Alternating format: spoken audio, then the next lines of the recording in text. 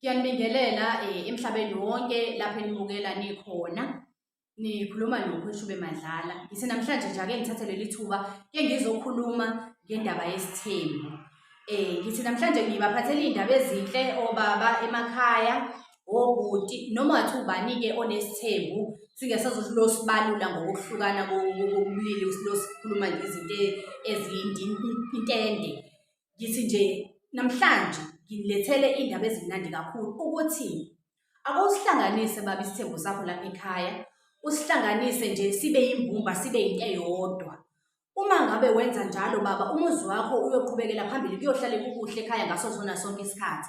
Ngoba indaba yokuthi kuthi ekhaya unamakhosikazi wakho ebese kube ukuthi amakhosikazi wakho akwezwani, leyo nto leyo ilanda ubutha ngaphandle, ilanda iy'nkinga eziningi, ngoba kugcina sekungenelela ngisho nabantu abathakathi bagcine bengenelela ekhaya. Umuntu aphuma ahamba ayofuna umuthi ongalungile ngaphandle, uyabuya lana uletha ukuthi ufuna ukuzobulala umnakwabo, noma ufuna ukuthi yena uma kuba ukuthi akathandi kakhulu indoda kube yakhe yedwa. Kulungile-ke kona lokho-ke nakona kubalulekile phela umuntu uma ngabe ufuna indoda yakhe imthande kakhulu, akunankinga, kodwa makube ukuthi bayazwana, bayathandana, bahlale phansi amakhosikazi wakho, apheke umuntu apheke ukudla, aphakele umnakwabo ayomnikeza ukudla ekuphekwe isandla sakhe, nawe umnakwabo ajabule angaxwayi, balukane amakhanda, kube kuhle ekhaya kujatshulwe, kungabikho indaba yempi. Ngoba uma ngabe kunesithembu kuyaye kuhlale njalo kunokukhuluma okungapheli, kuhlale kubhekwe wena baba ukuthi wena uthatha isayidi liphi, wena uyamthanda umamkhulu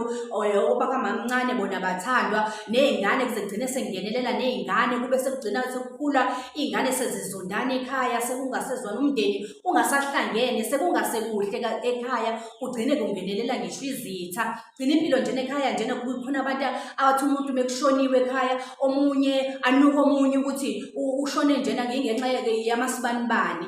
Ekhaya baba manje makube kuhle, kuhlekwe kujatshule, kube kuhle, uphume namakhosikazi wakho uhamba nawo omabili, nihamba niyikhipha, akakushiye amakhosikazi wakho ekhaya, aphume wodwa nje wowu-2 ngaba-2 noma u-4 ezihambela njena eyozidlela ey'ndaweni lapho eyodlela khona, ayoyilalela emahhotela, ehamba wodwa ekushiyile nje wena baba. Kukuhle ekhaya, kuhlale kukuhle, kuhlekwa, kungabikho into ezoba inkinga, ngoba eve kubuhlungu kuhlala ngokuthi nihlale ningazwani, kuhlala ngokukhuluma ngaso sonke isikhathi, kuze kugcine kuduba ngisho ithongo liphumele ngaphandle kwegceke ngenxa yokuthi kunomsindo egcekeni, isithembu sakho asikhontroleki.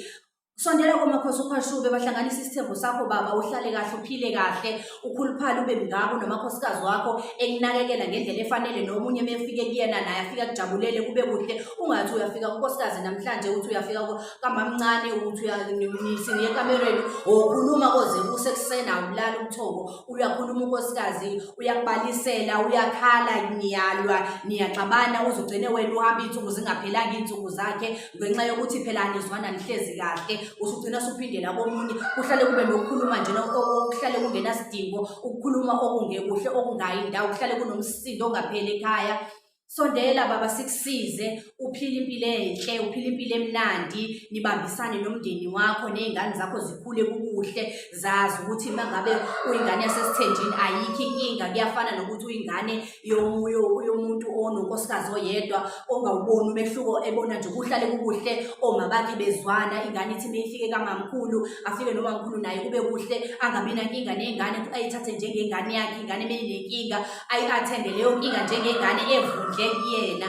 Ngalokho umuzi wakho uyoqhubeke uye phambili nje, kuhlale kukuhle, ayikho into eyoba inkinga. Ney'ngane nazo ziyokhula nazo zazi ukuthi uma ngabe zithatha zazizithembu eceleni, isithembu asiyona into eyinkinga, siyinto enhle kuphela, kukukhulisa nje umuzi kababa wakho ukuthi wahande kube kuhle ekhaya, umuzi usabalake nje nokube mkhulu.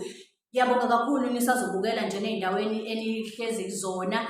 uMakhosophashube ngiyatholakala ku-Facebook, naku-WhatsApp, naku-TikTok. Inamba yami iyona le lapho ngezansi. Ngiyabonga kakhulu.